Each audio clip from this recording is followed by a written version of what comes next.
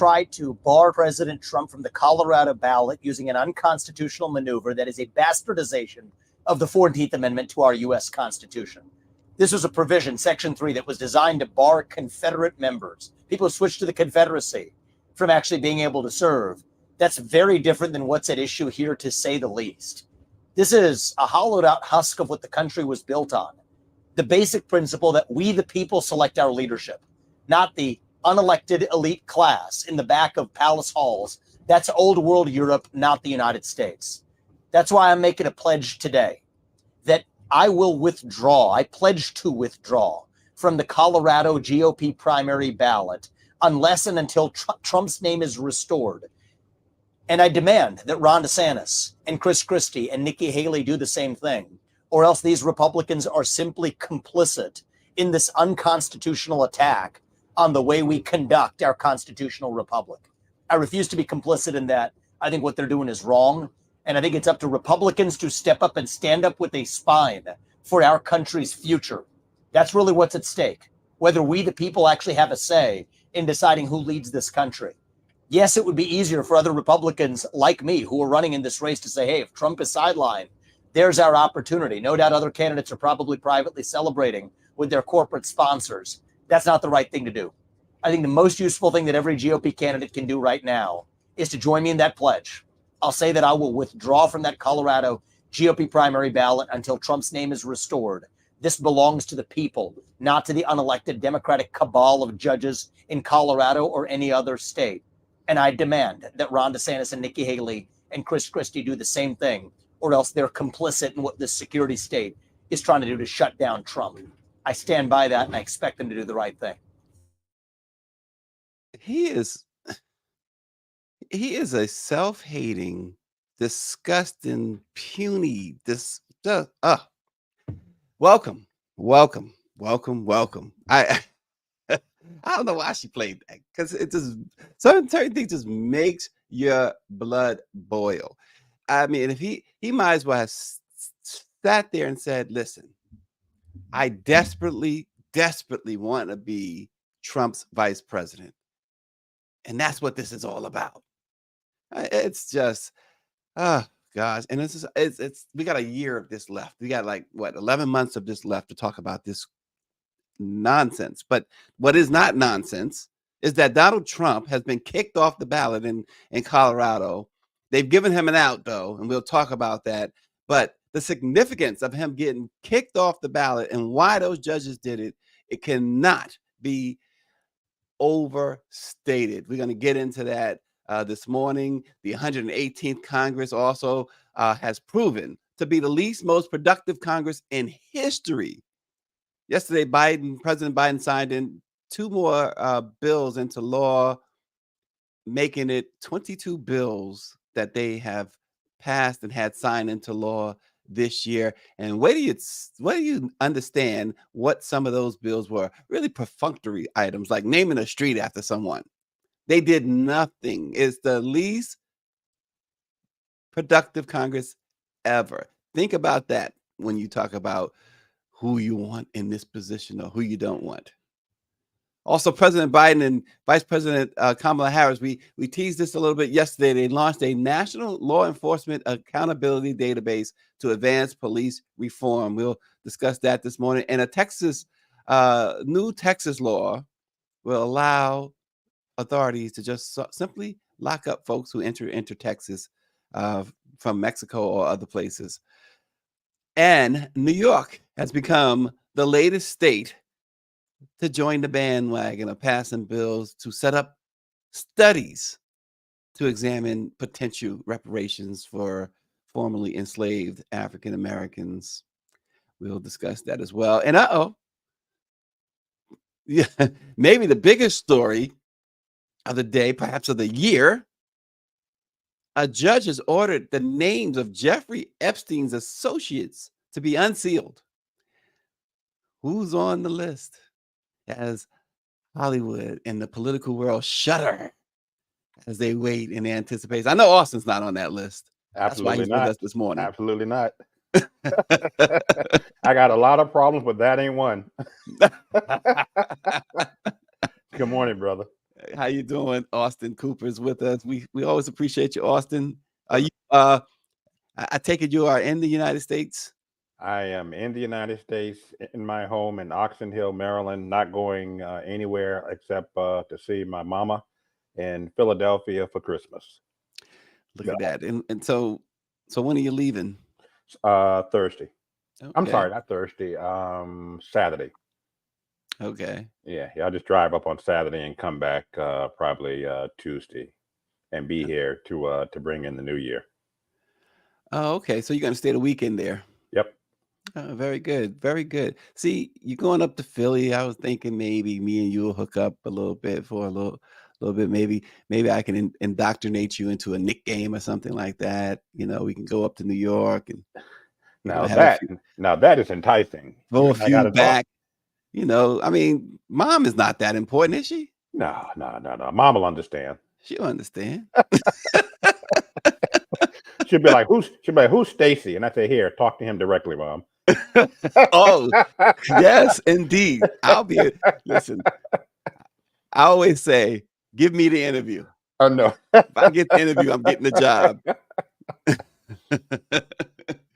Austin, lots going on. Supreme Court, Colorado Supreme Court made history with an unprecedented freeze in your tracks ruling that the twice impeached, 4 times indicted former President Donald Trump is constitutionally ineligible to run in 2024 because the 14th Amendment bans insurrectionists from holding public office.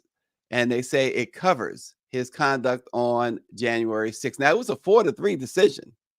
So the dissenting judge's opinions he's going to certainly use going forward. Mm-hmm, mm-hmm. And as we saw Vivek Ramaswamy and his spiel about it. Yeah, I mean, give me a break. Vivek Ramaswamy is not going to win in any state.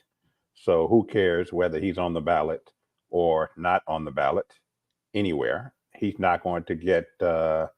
He's not going to win any primaries. So all this is as you said at the very beginning, auditioning for the VP slot, which is not going to happen. I just cannot I can't see Trump imagine. picking I him can't as VP. imagine Trump naming any minority, including Nikki Haley, to be his number 2. I can see him potentially having a position. He and Ambassador Haley having a position in the cabinet or something. But I would be very surprised if he chose either of them to be his number 2 pick. And I mean, it's very clearly stated in the Constitution. Mm-hmm. So how is it unconstitutional if it's in the Constitution? So here's the argument. That's a good question. And the argument was that if you look at the Constitution, it mentions congressmen, it mentions senators, it mentions those who election workers, poll workers, but it does not mention the president. And that was the lower court's argument, the first judge's argument, who sided with Trump. And that is in the dissent that the 3 judges who went against this decision mentioned as well. Do you believe that even if the word president had been mentioned in that clause of the Constitution, that these 3 conservative judges would have ruled otherwise? I don't. I don't. And when the Constitution was being written, when they wrote the words, Congress and the other, positions and or titles that they specified, even then, I mean, who would have imagined that a president of the United States would be an insurrectionist against his own country? I mean, 3 years later, we just a little more than a week, 2 weeks out from January 6th. 3 years, and it's still hard to believe that a sitting president. And that, also points out the hypocrisy of Ramaswamy and everybody else who are complaining about this. Now, all of a sudden, let the people decide, not the courts. Well, the people decided in November of 2020, and they decided by several million votes that Joe Biden had won. And some of these very same Republicans had nothing to say about it and supported the insurrection and continue to support the insurrection, even though some of those Republicans who were initially opposed to the insurrection now support what happened on January 6th. Well, David Youngblood says the quote, the part about no person is all encompassing, so it should Yes, apply to yes, the yes. president. But here's Power 96 says that will be overturned in Trump's U.S. Supreme Court 6-3. So here's the thing with what he's saying about it being overturned. So number one, before we even get to the U.S. Supreme Court, the justices in Colorado agreed to pause their ruling so Trump can appeal to the Supreme Court, which could preserve his spot on the primary if the appeal isn't heard and settled quickly. So what are the odds, Austin, that this U.S. Supreme Court, which may not want, because they're under so much scrutiny right now, not that they really care, because they probably, Thomas doesn't care, but they're under so much scrutiny, right? Maybe they punt until after the primary. Maybe they punt until next term. And it could be that some of the justices are. Remember, they said earlier this year or last year. I'm paraphrasing here, but basically, stop asking the court to do what you should be doing as legislators. There could be some of that with some of the justices. They could be, and I'm speaking of the conservative ones, they could be looking for, frankly, political cover from these, from these judges and from these candidates. But to your original point, this will do is be another form of delay by the court, and they have so much on their plate already. When are they going to come around to this? I mean, even if they decided this today, I mean, we're a year out, 11 months out from the election, and American democracy is so far behind the 8 ball, 11 months out, that it just feels like it's almost too late. Yeah, and these prosecutions may turn out to be too late too. Exactly. Mike V makes a point here. He's, and I want your response to it, Austin. He says, "I would think that anyone contributing financially at this point should be seen as terrorist financing, and should have sanctions put on them. I mean, all the scrutiny over Black Lives Matter. Why not MAGA funding?" Absolutely, agree 200%. Yeah, because so you got the state Supreme Court has found that his actions was that of an insurrectionist, a president committed insurrection is what they essentially, the Colorado Supreme Court ruled 4-3, and that he shouldn't be on the ballot. They also mentioned his speech at the ellipsis, right, inciting the insurrection is what they decided. They determined this. These are 4 judges determined this. 4 state Supreme Court justices determined this. So to Mike V's point, he's essentially an insurrectionist. Is there any difference between an insurrectionist and a terrorist? None. So he's essentially what Mike V is pointing out here. I couldn't agree with Mike more. And you just cited the president's insurrectionists and treasonous comments on the ellipse on January 6th.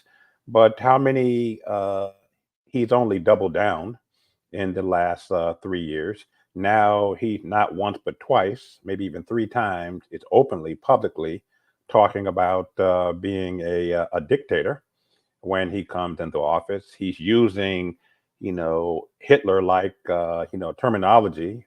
Immigrants are poisoning, the American bloodstream or whatever, craziness that he said last night, and also again last weekend. So, I mean, what more do we need? If he does indeed get back in, none of us should be surprised at the downward direction that this country goes in, because we have been adequately warned, not by his political opponents, not by Democrats, not by. I mean, we have been warned by him. Mm-hmm. First and foremost, we have been warned by him. He has not. He has not. Tried to be diplomatic in his commentary. He's saying what's on his mind, and we'd better believe him. Yeah. Well, and I thought it was interesting too what this court did. I mentioned the ellipse speech, and Trump had always proclaimed that, oh, if anything, it's free speech, and the court said no, that speech was not protected by the First Amendment. And I thought that was very interesting because now so usually when you get these rulings, you give them these are precedent-setting rulings. So when other courts have to look at it, David can weigh in on this as well. But when other courts have to look at cases, what do they generally do? They look at precedent. Mm-hmm. Mm-hmm. And so the state Supreme Court in Colorado did what others failed to do, and that is Absolutely. say, hey, it is what it is. I mean, Exactly. don't let your eyes deceive you. I mean, don't let people tell you what your eyes have seen. Exactly. And he's done such a good job of convincing far too many Americans that what they know is not true. What they know in their gut is not true. What they hear him say, he didn't really say though. He didn't mean what he just said. No, he means everything. If anything, Donald Trump, is a man of his crazy words. He's a man of his crazy ideology. And I have no problem, with the Trump supporters assembling, on the ellipse on the morning of January 6th. That's their constitutional right to do so. I had no problem with them, walking up to the Capitol and peacefully, protesting. That was their right as Americans, but they lost their right as Americans, and they all became treasonous when they, broke into the Capitol, which was illegal. When they assaulted, killed, all of the nonsense that they did. That's when they became treasonous. And you cannot. I think 1,000 have been arrested and are serving time now. There are others who need to be arrested and who need to be put into prison. Because guess what? Had that been Black Lives Matter, first of all, they wouldn't have gotten into the Capitol.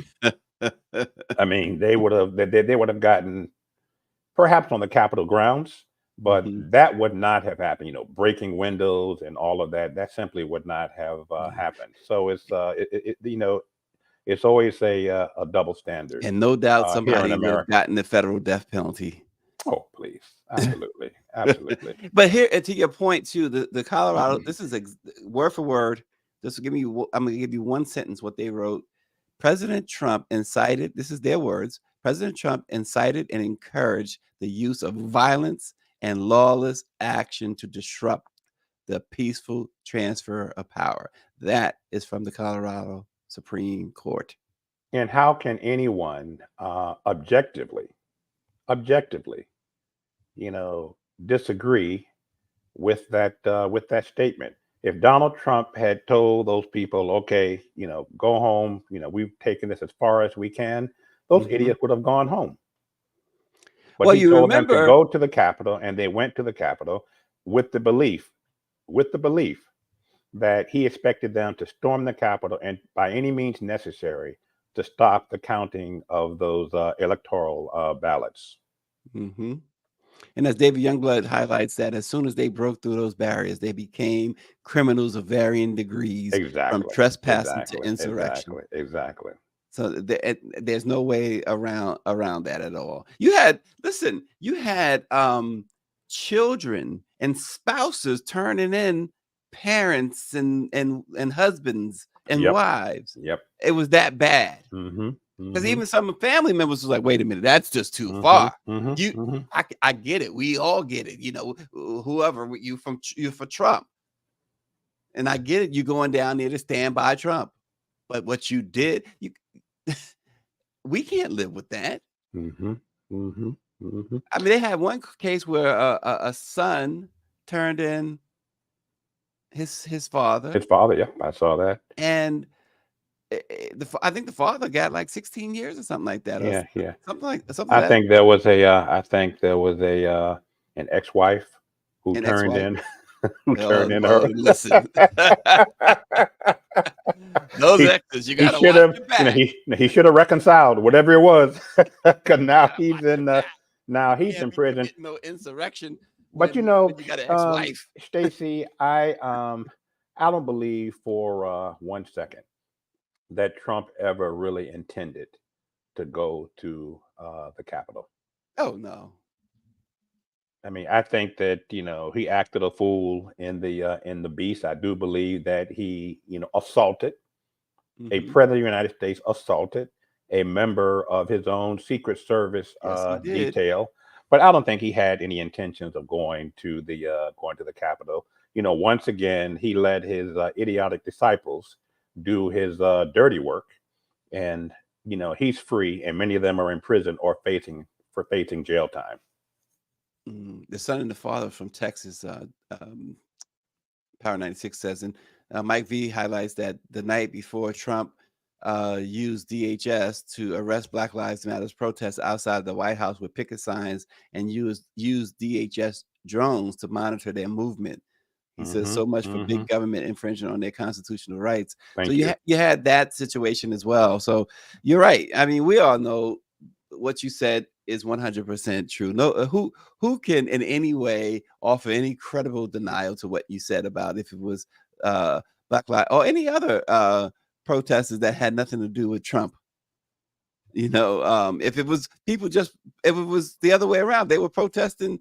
If they were going to the Capitol to protest for Biden, say Biden Hmm. lost. Hmm. Come on. Hmm. I mean, look at what they did that day when he marched from the White House to St. John's Episcopal Church, and what they did to some of the the black protesters who were peacefully protesting. And look what happened to them just before he held the Holy Bible upside down. And they say I'm petty. Austin don't let anything go. Y'all notice that, right? He doesn't miss anything. Holding the Bible upside down. Who does that? A sinner. Sounds more like Judas. Yeah, exactly. Oh man. Hey, Austin, here's the thing.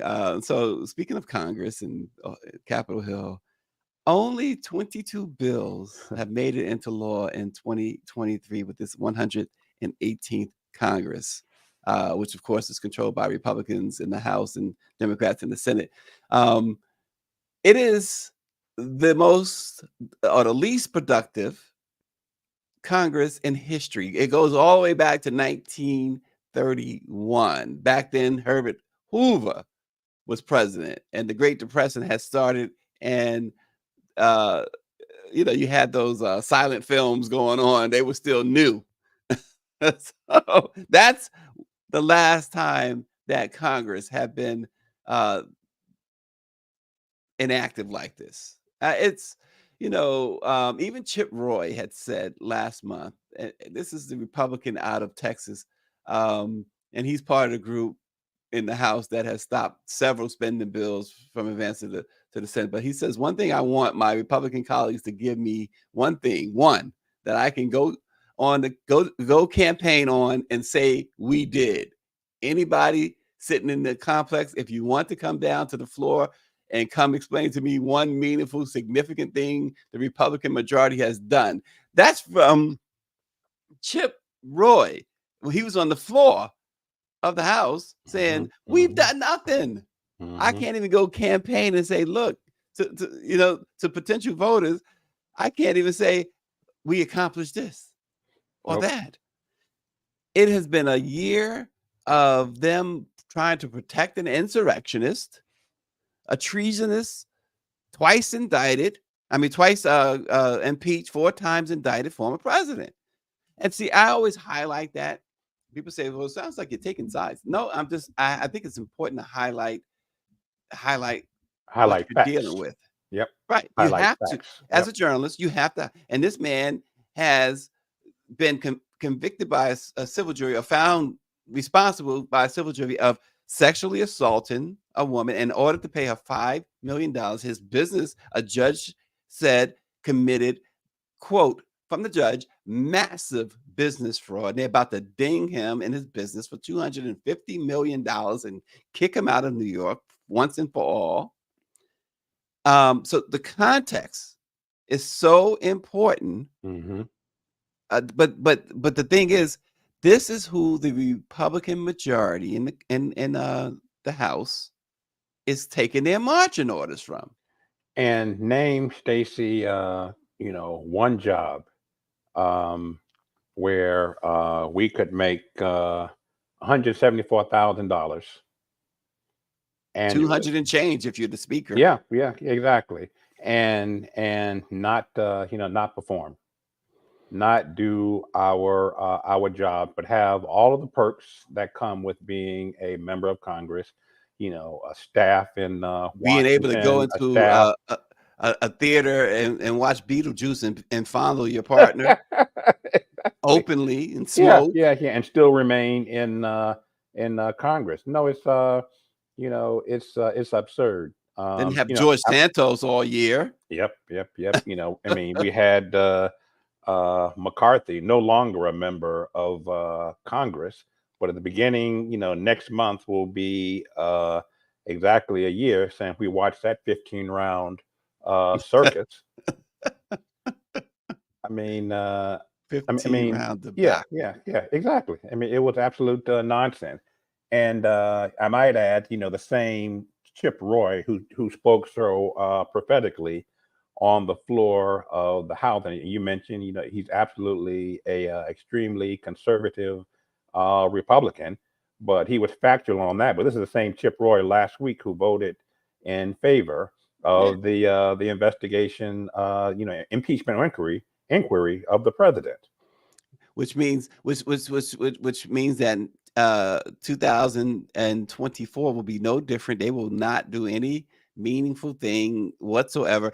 Maxwell Frost, the Democrat out of Florida, the young Gen Z freshman, he says, you either laugh or you cry. He said it's sad, and it just shows the Republican majority isn't fit to govern. It's just as simple as that. They didn't intend to govern. So anybody who thought that they were going to govern, that wasn't there. The point was obstruct, create chaos, get revenge as much as they could for Donald Trump. This is why, as you mentioned, you're seeing this impeachment situation. And if they can get it together in a timely fashion, they're going to make sure that they impeach Biden twice. If they can get this done timely. Yeah, the only thing we have as Democrats in our favor is what the Republicans had in their favor with the two impeachments that you rightfully always reference when referring to Donald Trump. They do not have a majority in the Senate to convict, but he will be. I believe he'll be impeached, because I don't believe that there are enough Republicans, even those Republicans who won their seats in Biden districts, district that Biden carried, however close it was. I guess I'm Stacey, less surprised that we've come this far along with this impeachment, which has no merits whatsoever. Less surprised by that it's actually happening, and more surprised that it didn't happen earlier. We listened to Vivek Ramaswamy at the top of this show, and I'm just thinking, where does he think he's so misguided and so delusional to think that Trump would even consider him as a vice president or even in this cabinet? You know what he's going to fit in if Trump takes over? Trump says he's going to be a dictator. Trump wants to take us all back to Reconstruction, if not worse, right? We know this. He's made no bones about it. He's been very, and this is why you got the wild racist people coming out of the woodworks, because they really want that and they believe it could happen. What does Vivek think? His father is not a citizen. His father's going to be among the first shipped away or put in a cage somewhere. Vivek, does he not think that he'll be in the cotton fields at Trump Plantation at Mar-a-Lago? He doesn't. Vivek does not view himself as a minority. He doesn't, but he will get that wake-up call. Absolutely, absolutely. And he's already gotten the wake-up call because his campaign is not getting any traction. And so he's making a desperate plea to be in Trump's favor. Exactly. But Trump will. There are names for folks we used to call like that around the way. But anyway, go ahead. No, Vivek. I mean, if God forbid Trump does get back in, I would not be surprised if he got a cabinet level appointment or a deputy, secretary somewhere. Trump's gonna put him on a horse with a whip and say, "Mind those, people in the field." That's gonna be his job, if anything. Not even mind the people in the field. He's going to be in the field and he's going to be minded by someone. So that's what he's. That's what he doesn't see. It's just unbelievable. Look at this guy. Who's this, Chip? One thing.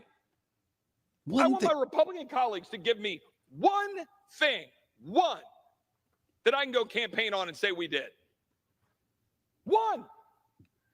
Anybody sitting in the complex, if you want to come down to the floor and come explain to me one material, meaningful, significant thing the Republican majority has done besides, well, I guess it's not as bad as the Democrats. One thing. I want my Republican colleagues to give me one thing. You love to see it, though. Yeah, the congressman's on point. He is. And I'm sure those Republicans who were in the chamber at that moment, as he looked at them, they looked at their shoes or looked at their notes or looked at their phone, not making eye contact. And nobody came on the floor, including the speaker. At that point, did we have Speaker Johnson, or was it one of the 2 or 3 interim speakers? Whatever it was, whoever was sitting in the big chair, nobody came. He did not rush to the floor to correct him because the congressman is right. I was hoping that, while she's playing that she would play like the Fugees, "Killing Me Softly," and you hear Wycliffe saying, "One time."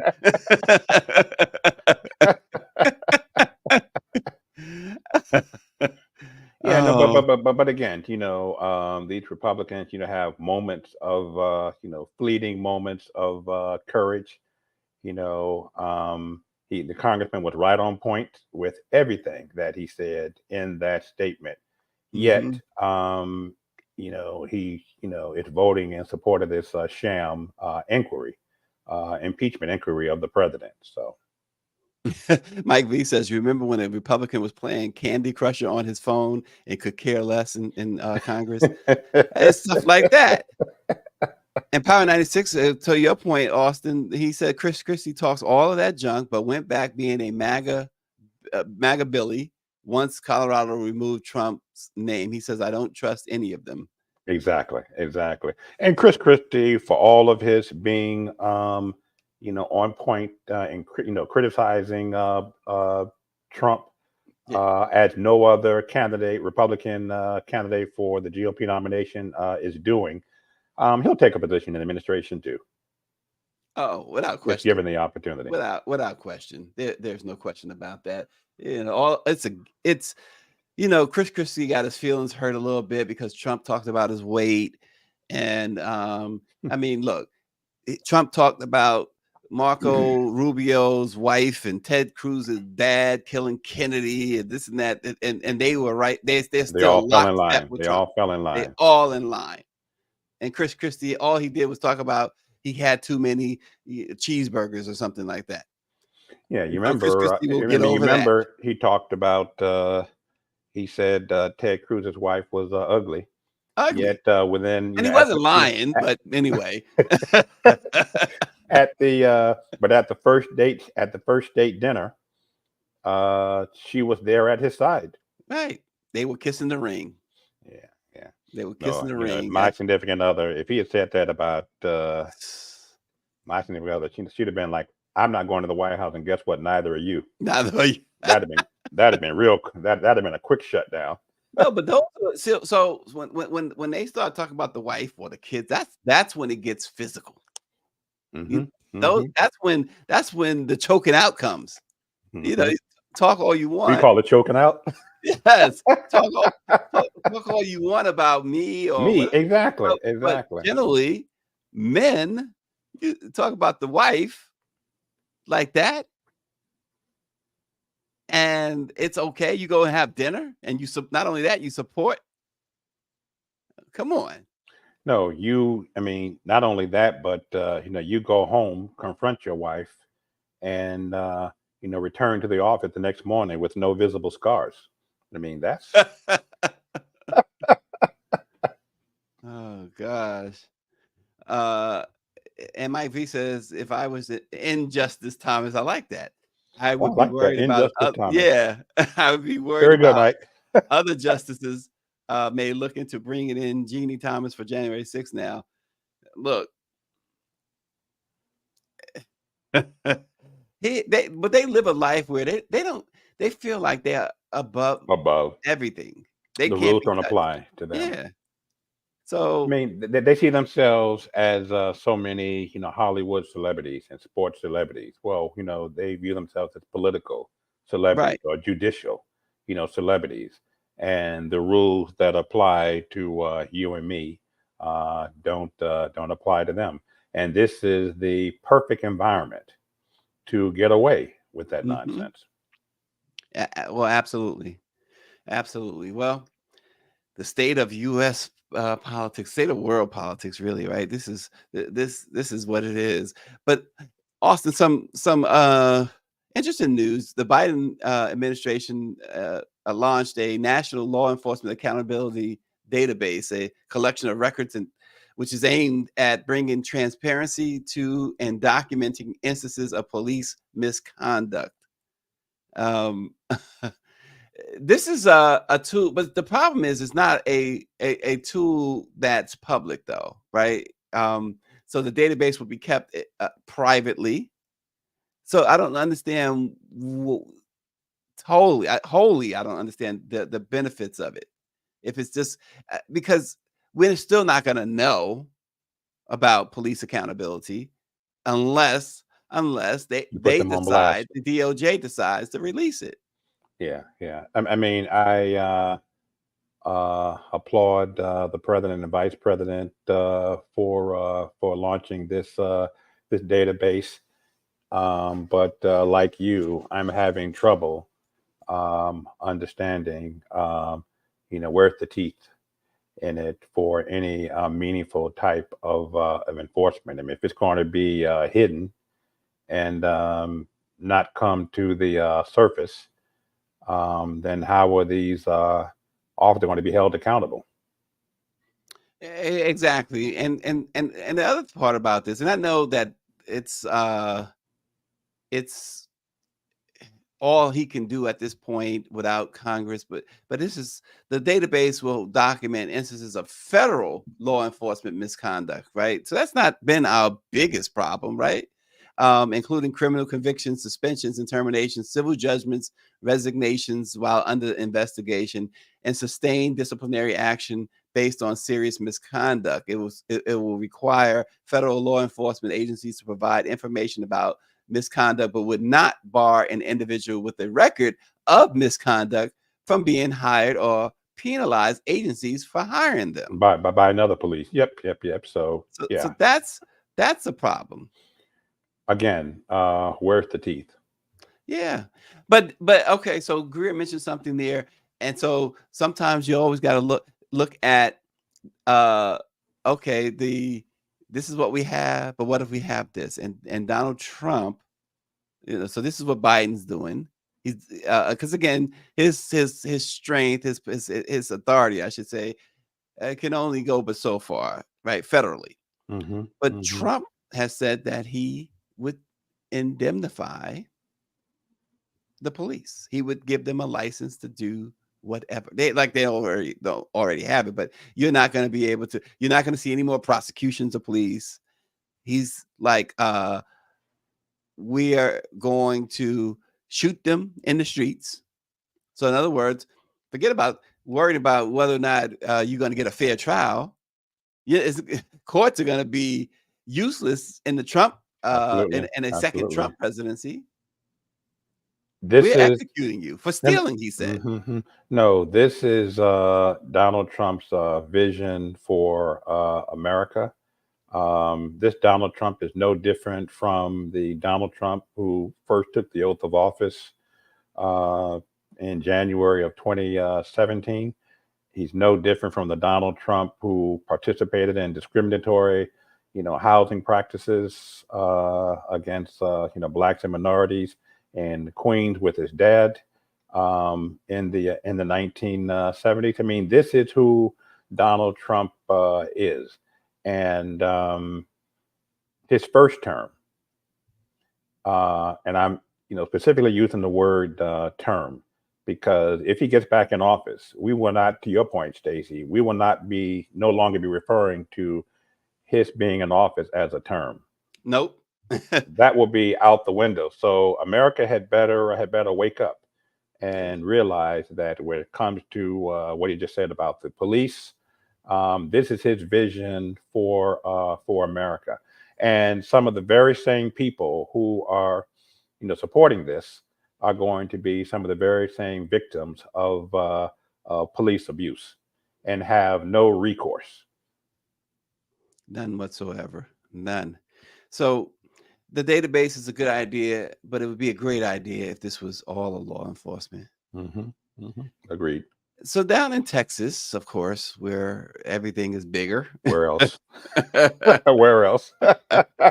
Greg Abbott signed into law a bill that makes entering Texas illegal, a state crime, which is an extraordinary step in the hard-fought legal battle between the state and the federal government over efforts to curtail illegal immigration. It was SB 4. Which will now grant local law enforcement the power to arrest migrants and judges the ability to issue orders to remove them to Mexico. And of course, the Latino community in Texas is, of course, upset. That community makes up 40% of Texas's population. What I am... And I was talking to my sister, Kim, about this a couple of weeks ago. When people, Trump and others, and now we're talking about Governor Abbott, consistently display such tales of hatred, for fellow human beings. I often, maybe it's the PK in me, but wonder, I mean, how did you get here? I mean, how do you have such hatred for fellow Americans in such a discriminatory, blatantly racist way? And don't get me wrong, I mean, I do think that something needs to be done to address immigration on our on our borders. And I know the president has been working very hard at that, but it's been limited by the Senate Republicans in particular. But this man who lost his ability to walk in a freak accident, jogging or walking, under a tree, in a thunderstorm, as I understand it. And the tree got struck by lightning and the branch came down and paralyzed him. Horrific incident for anybody. But instead of that incident, instead of making him more, human in his approach to life, it and I have no idea what he was like before when he had the ability to walk.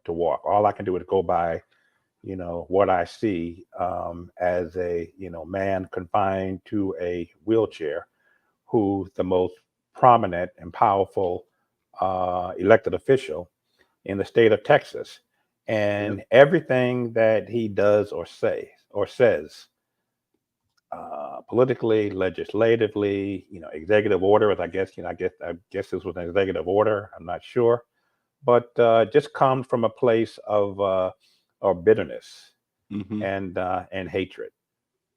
Yeah, it's amazing. It really is amazing. I'll tell you what else is amazing. It's one of these here we go again type things, really. And in New York, I'm going there with this reparations stuff. They're going to create a commission tasked with considering reparations to address the persistent harmful effects of slavery in New York under a bill signed into law yesterday by Governor Kathy Hochul. The bill signing, of course, we know, comes at a time when many states and towns have been saying we're going to study reparations. At some point, when you study for an exam, don't you take the test? Exactly. I mean, it's just people will say, well, you got to start somewhere. Well, here we are in 2023, a couple of days before 2024, pretty much, right? A week or so away from 2000. Slavery, 1827 in New York is when it ended. And really, it ended as far as being an institution. It didn't end for all intent and purposes, right? And we keep talking about we need to study it, and this is where, and I try, and I know people, especially on social media, the internet, always want to intentionally mistake in what you're saying. But this is the only way I know how to say it. We had the atrocious, disgusting situation of the Holocaust, right? I don't care what anyone says, right? So after the Holocaust, there wasn't Reconstruction for Jewish individuals. There wasn't Jim Crow for Jewish individuals. There wasn't this voting rights situation or equal rights situation movement that they had to go through and experience.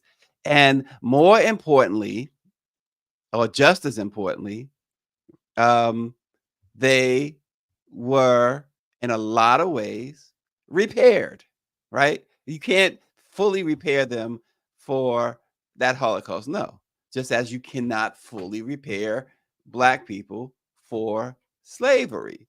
But the problem is Black folks have the white slave master was given reparations when slavery ended. The problem is I'm not, but the problem is instead of repairing us or trying to repair us, they put up even more and more and more barriers. Exactly. Redlining, just all this discrimination. And then when they decide, okay, we're gonna do something about this, back in the 70s, affirmative action thing or whatever, and now that's supposedly racist. Somehow that's racist to try and do something to not even level the playing field, because y'all have taken the playing field and changed that many, many times. We will never have a level playing field, but at least put us. See, that's the problem, though. When they put us on the field, we win. And that's what they want to prevent. Right. Look, this. I mean, this, Stacey, is a symbolic step, but Symbolic. as we And we're tired of referenced earlier symbolism, with right? regard to President Biden and the police database. I mean, where's the teeth in this? Right. Frankly, I'm more concerned, just being, blunt, with if I've got my facts right, New York State is about to begin the process of redistricting or drawing new, Yes. district lines.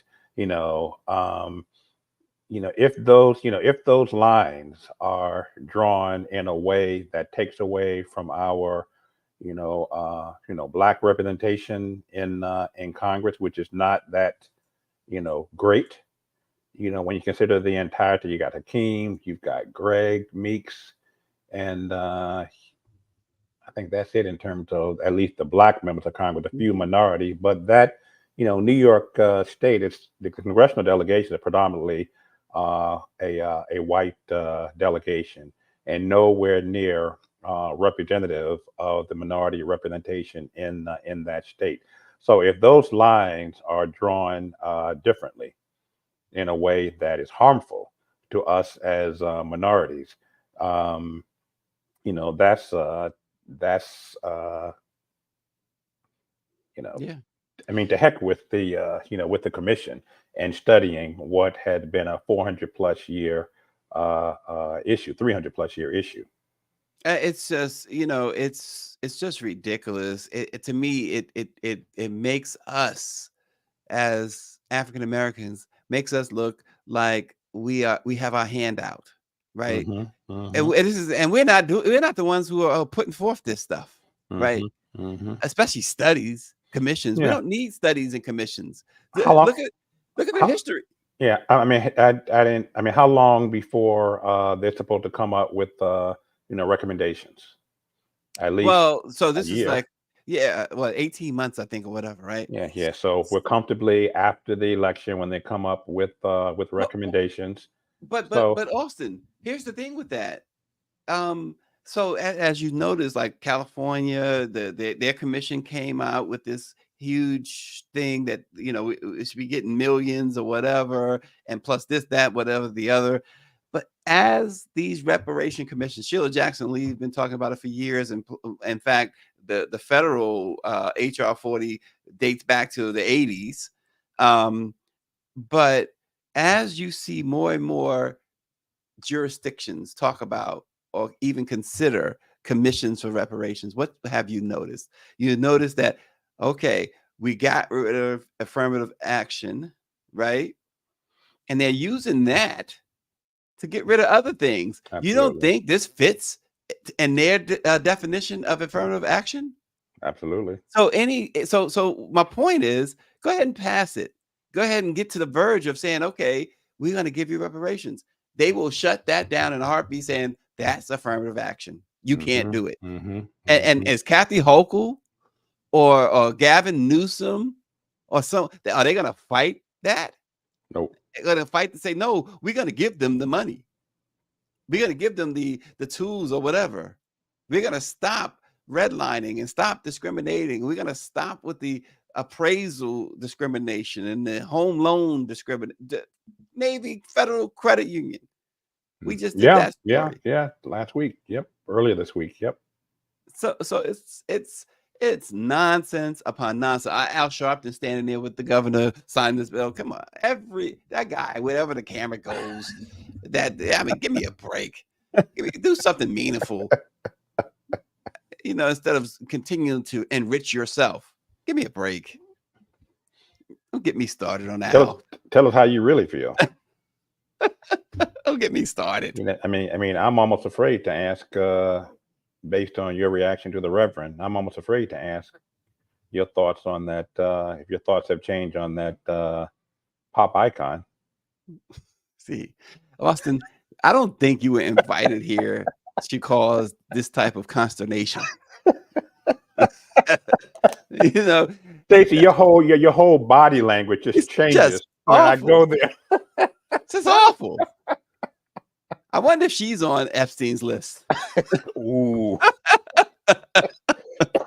Excuse me.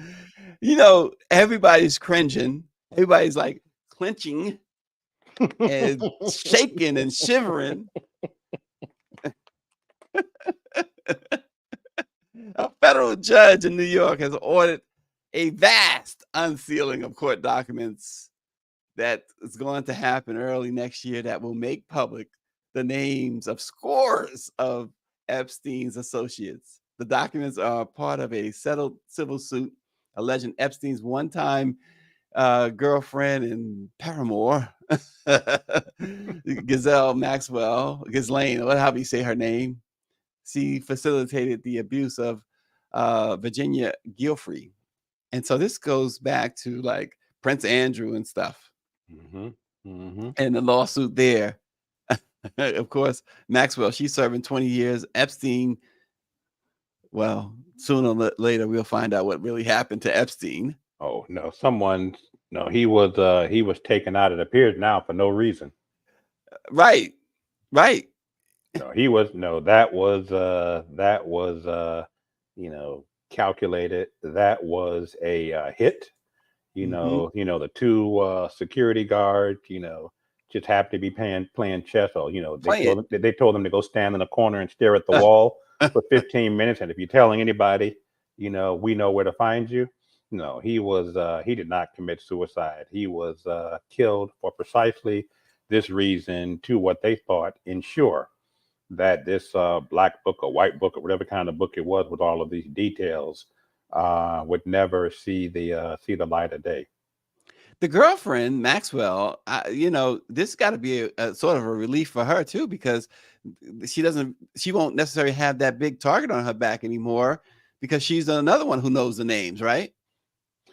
Yeah, I mean, I don't know that it necessarily takes her, the dot off of her back. I mean, I hope nothing, to be clear, I hope nothing happens to her. But once these names come out, and the reaction is going to have, not only the United States but around the world, is going to be incredible. And hopefully nothing will happen to her. And the judge gave us a heads up too on some of those who are quietly gave a heads up in her ruling. First of all, she said, number one, just to be clear, that she's waiting till January 1st to release the names, just to give anybody who objects a chance to state why they object, right? But the clue that she gave was this. She said some of the individuals have given media interviews, so their name should not stay private. So you think about who's been interviewed, who's spoken publicly about it. Yeah. So it's really interesting. So we can start combing, the archives and see who's been talking the last couple of years. Well, it's going to be a nervous Christmas for some folk who thought that this issue was behind them, and there's going to be a lot of not explaining but planing in some households. Power 96 says, what is the over under on the people that will be canceled? Oh man. So this all stems from, I alluded to the Prince Andrew lawsuit that was settled in 2017. But you know what?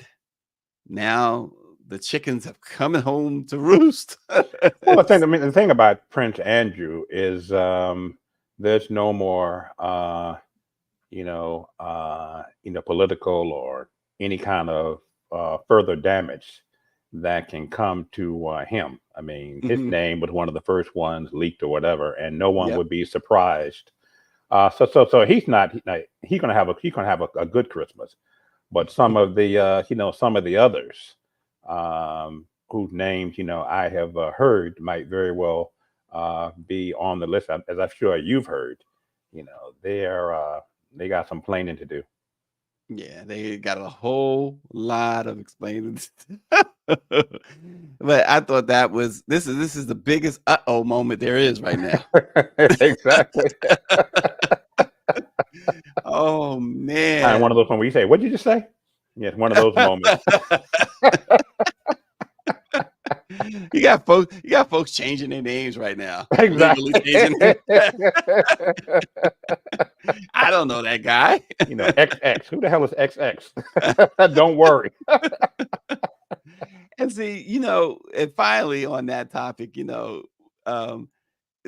when the police say you have a right to remain silent, that's not the only time you have a right to remain silent. And Yeah. so y'all who've been yapping to the media, because what it is to Austin is that there were some who were quick to denounce Epstein to try and cover themselves up. Exactly. So they had to get in front of the cameras. Yep. And now, Epstein can't defend you. Nope. Look at it. Look at that picture. Yeah. I mean, And I've been seeing a lot of that. Yep. And if Epstein were alive today, Trump would still pose with him and ask for his vote. Or a campaign contribution. Exactly. Least, right? Oh, gosh. Well, it's going to be interesting to see all of this stuff unfolds as we head into 2024. Lots ahead of us, Austin. So we'll be calling on Austin Cooper a lot because Austin brings some insight here. So I appreciate you, brother. And thank you, Griff.